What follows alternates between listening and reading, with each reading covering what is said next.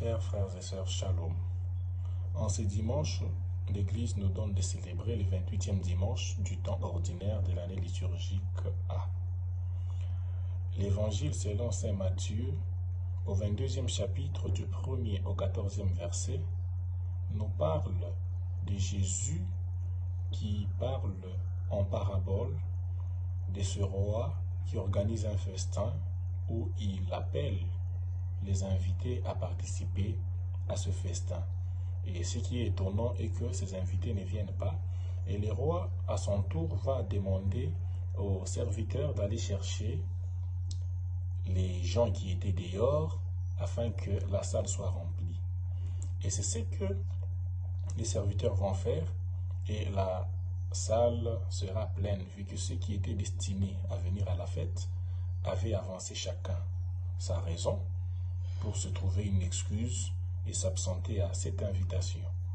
Et dans la salle, c'était les autres qui étaient considérés comme un deuxième plan qui étaient venus. Mais ce qui est surprenant est que il y avait l'un des invités qui n'était pas habillé en habit de noces et le roi demandait à ce qu'on le mette dehors. De la même façon que nous avons entendu les différentes lectures les dimanches passés, le royaume de Dieu sera enlevé à ceux à qui il a été destiné par négligence. Pourquoi? Le Seigneur nous appelle à son royaume, mais parce que nous sommes préoccupés par les biens de ce monde, par notre propre égoïsme, nous allons à côté de la cible. Ainsi, il finit l'évangile en disant, le Christ, il dit, beaucoup sont appelés et peu sont élus. Et dans la première lecture tirée du livre d'Isaïe, au 25e chapitre, du 6e ou 10e verset, le Seigneur nous montre le festin qu'il prépare pour son peuple. C'est ce Seigneur qui vient consoler, qui prépare des bonnes choses dans son royaume pour nous. Mais c'est nous qui y avons les yeux fermés et qui n'arrivons pas à découvrir ce que le Seigneur prévoit pour nous.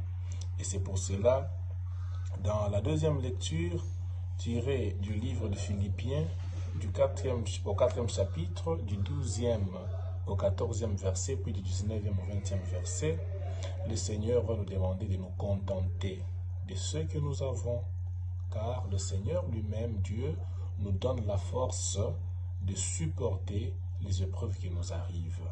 Ainsi, nous pourrons prier avec les psaumes 22 que l'Église nous propose en ce dimanche. Le Seigneur est mon berger, je ne manquerai de rien.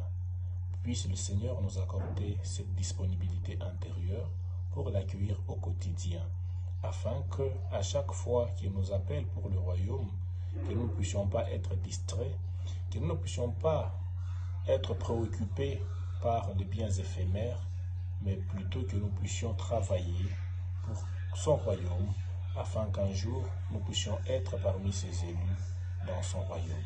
Lui qui vit et règne pour les siècles sans fin. Amen.